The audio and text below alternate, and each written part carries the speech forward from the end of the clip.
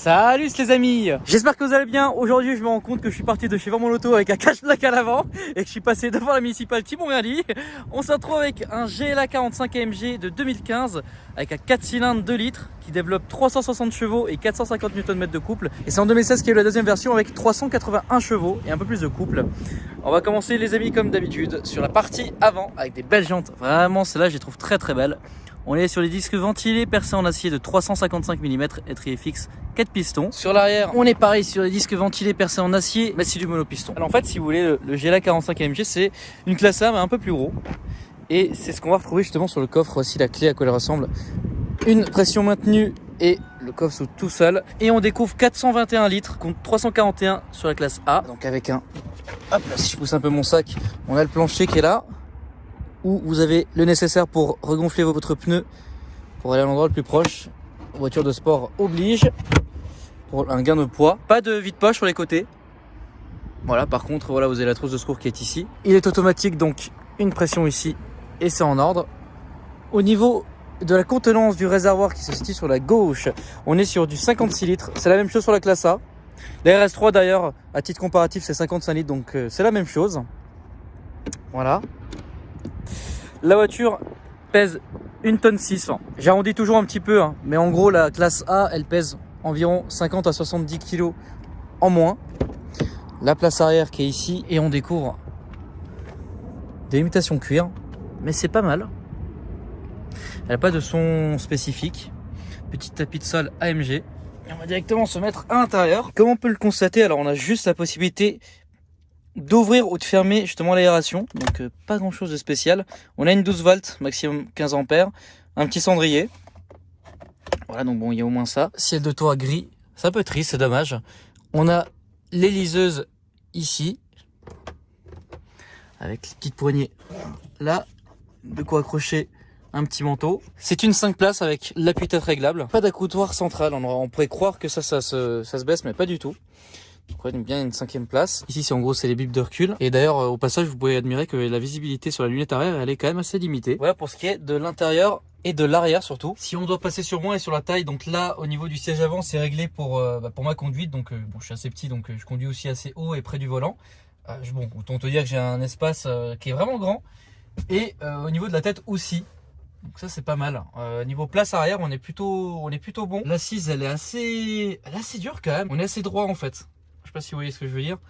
On est assez droit, mais bon. Je pense qu'à long trajet, ça se fait quand même. C'est juste dommage le ciel de toit de cette couleur-là en noir. Ça serait vraiment, ça rendrait vraiment le côté sportif beaucoup mieux. Mais vous allez le voir sur la partie avant avec la GoPro que la configuration de cette voiture, elle est un peu moins, elle est moins sportive d'intérieur que de l'extérieur. Et d'ailleurs, on va juste finir sur l'extérieur. Il a commencé à flotter il y a moins de 10 minutes, c'est dommage, mais bon, on va finir sur l'extérieur. Donc au niveau de l'arrière, on a le sigle GLA 45 sur la gauche, AMG sur la droite. Ici, formatique pour dire justement que c'est une transmission intégrale. Bon, après, autant vous dire que c'est les fake exhaust hein, quand même, qui sont à ce niveau-là. Les jantes, je les aime vraiment beaucoup. Elles sont vraiment belles. Sur les côtés, au niveau de l'avant, c'est marqué Turbo AMG. Voilà, pour rappeler justement que vous avez 2 litres turbo. À l'avant, on a la cadence spécifique aux AMG de cette époque. Et le petit sigle AMG ici. Voilà, c'est tout pour l'extérieur les amis. On va passer sur la vérification car verticale et ensuite pour l'essai avec la GoPro. Les amis, on est sur le site de car verticale. Alors je sais, j'ai pas de cam aujourd'hui, je ne suis pas à la maison. Cette fois-ci, je sais, il y a eu beaucoup de plaintes dans les commentaires comme quoi les véhicules que je filmais ne passaient pas sur car verticale. Donc très simple, aujourd'hui, c'est bien le VIN du GLA. Comme d'habitude les amis, le lien est dans la description avec le code promo automatiquement appliqué.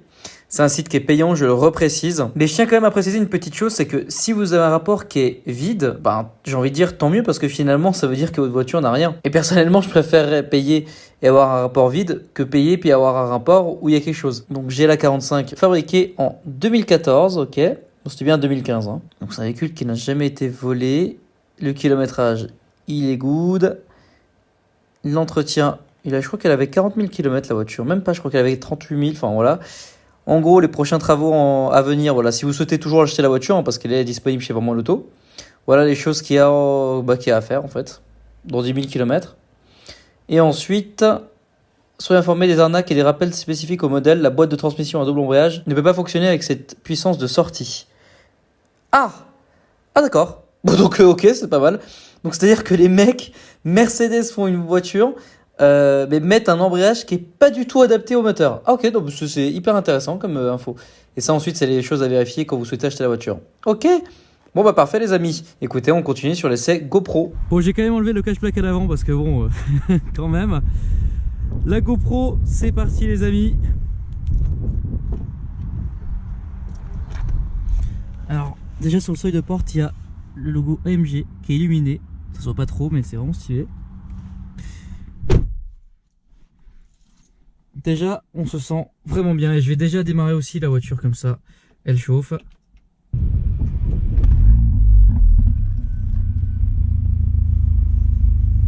Alors déjà, pour commencer, AMG, merci. Parce qu'en fait, ce genre d'informations, c'est bête, c'est basique, mais ça fait plaisir. Donc bon, vous connaissez, température d'eau qui est ici, qui est aussi au milieu. Température d'huile moteur, 78 degrés. Donc ça, c'est une info, c'est bête, mais quelques sportifs aujourd'hui l'intègrent et ça, c'est cool. Et température de boîte, et ça, les gars, c'est vraiment stylé. 58 degrés, donc pour l'instant, j'ai fait un peu chauffer la voiture en attendant. Alors, sur la gauche, vous avez 3 profils conducteurs. Donc avec mémoire, ça c'est bien, siège électrique. Bon, ça vous connaissez comme d'hab. Ici, tiens, on peut ouvrir le coffre. Et on peut leur fermer directement depuis l'intérieur de la voiture. Ça c'est vraiment cool. Bon, si vous voulez, il n'y a pas le pack AMG à l'intérieur. C'est pas le volant AMG. Parce que normalement vous avez le rappel ici. C'est pour ça que je vous dis qu'en fait l'intérieur c'est pas une config AMG. Donc ici c'est en alu brossé. Ce qui est vraiment très stylé aussi. Moi j'aime bien justement. Aspect intérieur on est bien. C'est pas trop sportif, c'est pas trop agressif. Et justement l'extérieur qui est sobre. Hein. On a une config qui est noire avec des belles jantes par contre très sportives. Très racées, ça j'aime beaucoup. Mais voilà, on est sur une config intérieure assez basique et simple. Pas grand chose de spécial, vous connaissez les liseuses etc ici. On a l'ancien GPS du coup de 2015 et après ils sont passés sur une nouvelle génération justement. Ce qui est assez marrant c'est que ici on a un effet un peu mat justement sur les boutons et ça j'aime beaucoup. Et ça justement il me semble qu'ils ont changé par la suite. Tiens d'ailleurs petite option hémorroïde, ça fait plaisir. Bon, ça on va le désactiver aussi. ESP off, donc vous connaissez hein, une fois en mode sport et si vous le maintenez prolongé ça vous désactive tout, voilà, et ça c'est plutôt cool. Ici le petit pommeau de vitesse, voilà, qui est tout petit, hein, voilà. C'est une double embrayage 7 rapports. Vous avez que les palettes au volant, donc pour le mode manuel, qui sont d'ailleurs noires. Les palettes elles sont très belles, petites mais voilà, intégrées au volant, fixe au volant. Vous n'avez aucune possibilité de les passer ici. Donc là on a un multicard 12 volts avec cendrier. Ici 2 portes gobelets avec 2 portes cartes, ça c'est bien. Ici pour naviguer justement sur le menu, bon autant te dire que bon ça, tu sens que ça date un petit peu. Ici, hop là, rangement central avec une prise USB et puis c'est tout d'ailleurs. Bon bah écoutez, je mets la ceinture et c'est parti. La transmission c'est l'intégrale non permanente. Le 0 à 100 se fait en 4 secondes 8. La vitesse max est de 250 km/h. La conso c'est 8 litres en normalisé et 25 en conduite sportive, donc c'est plutôt pas mal quand même. Là on est en confort, on est en boîte auto. Ça c'est smooth, c'est bien. Le fait qu'elle soit un peu plus surélevée justement qu'une classe A, ça la rend un peu moins tape-cul. D'ailleurs en parlant de classe A, là il y a une classe A phase 1 ici à gauche. Voilà. Config discrète aussi. Une cousine. Alors autant vous expliquer, enfin autant vous préciser, mais bon, quand même au cas où on sait jamais, c'est une classe A. Voilà, c'est une classe A, c'est une CLA. Là c'est juste la version un peu crossover entre guillemets de la classe A. Ensuite vous avez la CLA version un peu berline. Ensuite vous avez le CLA 45 Shooting Brakes qui est la version break, etc. etc. Bon, il n'y a pas la version coupée, quoique, il me semble pas. Non, il n'y a pas de version coupée entre guillemets de la classe A, de, cette, voilà, de ce moteur là en tout cas. Donc à conduire là on est bien, on est en mode confort, ça reste discret. Là j'entends pas forcément le son de la voiture, rien de spécial, franchement rien à signaler. Autant les sièges arrière étaient moyennement confortables, autant ceux de l'avant sont bien. Je crois même pas, non c'est même pas une config AMG justement, on n'est pas sur des AMG. Et donc ça c'est aussi cool. Je me sens vraiment bien, on est très bien dedans. La conso, on peut essayer d'aller voir. Déjà elle a peu de kilomètres la voiture, elle a 34 000 km pour une 2015, voilà. Elle est disponible chez Vraiment Loto d'ailleurs au passage, hein. La vitesse, tac tac, donc il y a aussi la conso 9 litres 3, ouais c'est ça, je m'y retrouve un peu sur ce que je dis finalement. Voilà, on est un peu plus à la moitié du plein, 195 kg, ouais, voilà, l'autonomie augmente parce que forcément je roule pas très fort. Mais t'inquiète pas, ça va changer d'ici quelques secondes. D'ailleurs, hop, le petit bouton ici où vous pouvez passer de confort sport à M. Donc ça j'aime bien, c'est simple, il n'y a pas de chichi. Donc là, mode sport, donc où les rapports vont passer un peu plus haut. Voilà, donc là j'étais à même pas mi-pédale. Ensuite il y a le mode avec les palettes. Et c'est là où on va profiter justement que la GoPro soit à l'arrière, justement pour entendre un peu le son de la voiture. Et franchement j'adore. Tout est d'origine, je tiens à le préciser. Putain, il n'est pas passé loin lui. Allez, c'est parti. Ouais.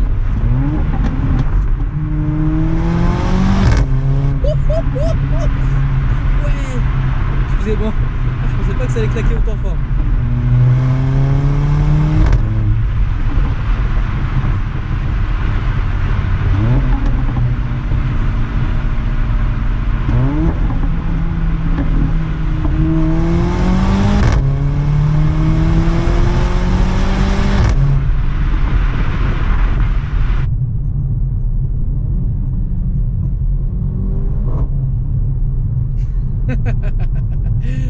Ah là là, qu'est-ce que c'est bête comme auto! Alors, ça c'est... Comment vous expliquer? J'aime pas le 2 litres 4 cylindres, je déteste ça sur les boîtes auto. Enfin, sur les boîtes auto, ça fait toujours le même bruit, mais il faut avouer que cette déflagration est assez agréable et que si on me donnait cette voiture, eh ben je ferais H24 ça. Voilà, donc le moteur, autant te dire qu'il ferait même pas 100 000 km avec moi. Mais voilà, en gros tous les propriétaires qui ont ce genre de voiture, hein, on va pas se le cacher, mais on aime bien tous faire ça, hein, avouons-le. Voilà, en tout cas c'est assez agréable. Ce petit son, cette petite déflagration qu'il y a à chaque rapport, c'est assez amusant comme à chaque fois. Hop, la petite marche arrière, il y a de la caméra de recul d'ailleurs, qui est ici. Bon, c'est pas du 4K encore une fois, mais bon, 2015, ça fait plaisir. C'était une option, hein, je tiens quand même à le préciser. Hop là, on va passer sur la conclusion un peu de l'essai routier. Honnêtement, je suis pas fan de cette génération de chez Mercedes. Alors, clairement, putain, petite 980, petit plaisir. Je sais pas si sur la GoPro extérieure on a entendu le son. Je suis pas fan de cette génération. En tout cas, Mercedes a fait un gros effort, hein. C'est là que clairement ils ont renouvelé un peu leur gamme de voitures en proposant justement une gamme beaucoup plus fraîche, beaucoup plus jeune, hein. Encore une fois, je l'avais dit sur je sais plus quel essai, sur l'essai de la Classe A d'ailleurs, mais la dernière 2020. Ils ont réduit leur clientèle plus d'une dizaine d'années en fait, en proposant ces nouveaux concepts de voitures, donc la nouvelle Classe A, le GLA 45, enfin toutes ces voitures là en fait. Et clairement la Classe A de cette génération là, non, je la prendrai pas. Autant le GLA, il y a un côté un peu plus simple, un peu plus confort déjà. Dans cette configuration, j'aime beaucoup. Juste le siège de toit, je le mettrai devant. Mais vous voyez, cet intérieur me dérange pas du tout. J'aime beaucoup le côté sobre et pas sportif justement. Mélangé à un confort qui est un peu plus doux qu'une Classe A qui est plus basse forcément. Donc il y a ça. Ça marche ce qu'il faut, hein. Clairement, il n'y a pas à se plaindre. Il y a beaucoup plus d'espace au coffre. Donc là, il y a de quoi. Justement, ce qui est bien, c'est que c'est la Classe A mais plus familiale. Voilà. On aime ou on n'aime pas le design ou le fait que ça soit un mini crossover. Bon, ça c'est les goûts et les couleurs. Moi je préfère honnêtement le GLA, la Classe A. Après sur la dernière génération, la Classe A c'est voilà, je préfère clairement la Classe A sur la dernière génération. Mais sur celle-ci en tout cas, ouais, j'aime beaucoup. J'aime beaucoup. Et puis écoutez, on va se retrouver tout de suite chez Isma pour le petit débrief. Mais je pense qu'il sera à peu près du même avis que moi là-dessus. Et puis ben voilà les amis, on se retrouve tout de suite. Bon, la petite outro des familles Isma. Alors j'ai quand même une question. Oui. Comment t'entretiens si bien ta barbe? Comment je fais? Ouais. J'ai un coiffeur qui est excellent. D'accord, ok. Ah, tu fais pas toi-même? Régulièrement, oui. D'accord, ok. Je m'attendais pas à ça. Ah non, je sais, moi j'aime bien être un peu, tu sais, mettre voilà, les gens dans des situations pas très à l'aise, voilà. Alors, ce G là, qu'est-ce que t'en penses? Moi j'ai donné mon avis, franchement. J'aimerais vraiment savoir ce que tu en penses par rapport à une Classe A, par exemple, parce que c'est le même segment, Classe A, CLA, Shooting Brakes, etc. Avant déjà que tu me poses la question de la Classe A, j'allais te faire justement une comparaison avec la Classe A. L'avantage là-dessus, c'est qu'elle est un petit peu plus haute, donc par rapport à la position de conduite. Mais sans quoi, après, c'est une voiture qui est à peu près équivalente, hein, c'est assez similaire. Ce que j'aime bien sur les A45 ou CLA 45, c'est quand tu passes les rapports, la détonation. Ah, mais dans la vidéo, tu vas l'entendre. Hein. Ah ouais, et puis c'est coupleux, ça marche bien et tout. C'est vraiment une belle voiture. Après, c'est un ensemble Mercedes. J'adore les présentations, surtout les dernières qu'ils ont sorties, mais celle-là aussi déjà qui était quand même qui est une réussite chez Mercedes. La ligne de la voiture, voilà, qui se démarque un peu. On va dire plutôt celle-ci, c'est une version entre guillemets peut-être un petit peu plus familiale par rapport à une classe A, avec un peu plus de possibilités de loger, etc. C'est un petit siège auto pour un jeune père de famille. Peut-être que c'est plus adapté par rapport à une classe A où on va être un petit peu plus juste si on a besoin d'un peu plus de volume, entre guillemets. Sinon, je pense qu'en termes de performance et agrément de conduite, on doit être sur quelque chose d'équivalent. Je sais pas ce que t'en penses. On est à peu près similaire, juste Oui. bon, tu perds un peu en puissance vu que c'est légèrement plus lourd, mais bon, Oui. c'est pas flagrant quoi. Oui, la prise au vent n'est pas la même aussi. Ouais. Exactement aussi, oui. Ouais. En Donc tout voilà. cas, ça a une sacrée gueule. Ouais. Le dessin de Mercedes, là, les pare-chocs qui ressortent comme ça, la lame devant, la petite écriture AMG qu'on aime bien, là, les petits détails comme ça, je trouve ça top. Ouais, franchement, pareil. Ouais. Est-ce que tu as un petit dernier mot de la fin? Petit dernier mot de la fin, ouais, c'est quand même une petite bombinette. 60. 360. Ouais, c'est chevaux, 380, c'est celle juste après en fait. Là, c'est une D'accord. 2015. À partir de 2016, en fait, il y a eu pas un relief parce qu'elle n'a pas trop changé de gueule, mais ouais, ils ont changé quelques petites choses niveau motorisation quoi. Ouais, je dirais que le résumé, quand même, c'est que tu te rends compte qu'avoir sur une petite voiture comme ça, quand même 360 chevaux, quoi. Enfin, Ouais. Tu te rends compte, c'est énorme comme puissance. Ah oui, quoi. c'est Voilà. complètement le 0 à 100 en 4 secondes 8, je crois, quelque chose comme ça. Ouais, déjà, j'ai d'être dit. sous la barre des 5 secondes pour une petite ouais. voiture. Alors que là, à c'est l'époque, quand même- la 996 Turbo, je crois elle doit pas être très loin de Ouais, ça. c'est ça, autour de 4 secondes. Je crois. Ouais, voilà, donc Ouais. voilà, Ouais. sauf que c'est ça quoi. Et c'était t'imagines là, le modèle en 2003-2004, au-dessus, t'avais rien. Ah bah oui, justement. Alors que là, tu vois, sur une petite voiture, 360 chevaux. Ouais, c'est fou comment ça a bien évolué Ouais. quand même. Voilà, donc je pense que ce serait ça, ouais, de dire sur une petite voiture avoir autant de puissance, c'est quand même. Ça devient presque normal, mais ça ne l'est pas, quoi. Exactement. Ouais, c'est vrai qu'il y a une normalisation, mais pas du tout en fait. Ouais. On s'en rend pas compte, mais c'est vraiment bien quoi. Donc voilà les amis, écoute Isma, vraiment un grand merci à toi. Merci à toi. Voilà, ton Instagram, Vends mon auto et vendmonauto.fr pour le site internet. Avec plaisir. Magnifique. Les amis, si vous avez kiffé la vidéo, n'hésitez pas à la liker, à vous abonner, à commenter. Moi je vous dis à la prochaine pour un nouvel essai avec Vends mon auto. Salut ça.